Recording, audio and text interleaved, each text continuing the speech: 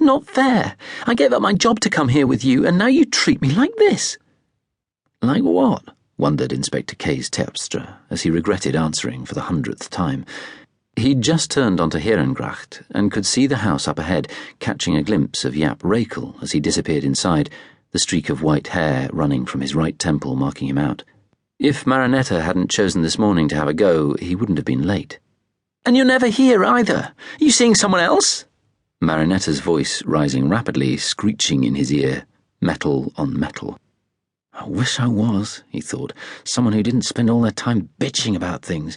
Or have you started again, is that it?" Christ, I could use some of that right now. "I've got to go. I'm working a murder investigation here. I haven't got time for—" "That's part of the problem. You never have time anymore. You're always too busy." The strident softened. "And we never get to talk." Okay. We'll talk tonight when I'm back, but it's going to be late." He glanced up the canal to the house, uniforms milling around outside, his own breath blossoming in front of him. "I have to go." He hung up before she could respond. God, what was up with her?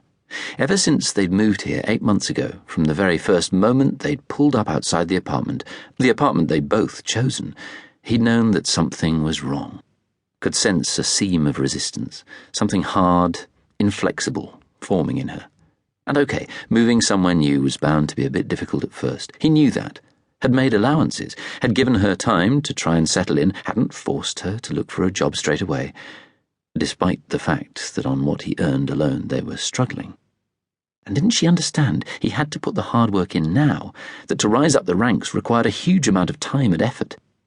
He strode towards the house, taking the anger out on the ground, and had to jostle his way through a small crowd of people who'd been attracted to the red and white tape, insects writhing on flypaper. A man, fat, face like pummeled dough, tried to ask him what was going on as he made his way through. "Police business," he snapped as he ducked under the tape and into a space free of the crowd. He could hear the man, his voice slightly high, petulant, saying something about there being no need to be so rude, and he felt like turning round and responding, but managed to control himself. Ton Banders stepped forward. "Glad you could join us." "Fuck off, Sergeant." Ton laughed. Jaap said to go straight up. Kees hadn't yet worked with Jaap, but he'd heard the stories. How he'd shot and killed someone and had some kind of breakdown, disappearing for over a year before returning to duty. Some people said he'd got into some weird Eastern religion whilst he was away. That was what made him come back, carry on being an inspector. Kees reckoned he didn't look the type, but who knew? He headed over to the front door, wondering what it'd be like to shoot someone. Ever since he'd started gun training, he'd wanted to know. Maybe he'd ask Jaap. Just as he reached the first step, he spotted someone walking down the canal towards him, texting on her phone.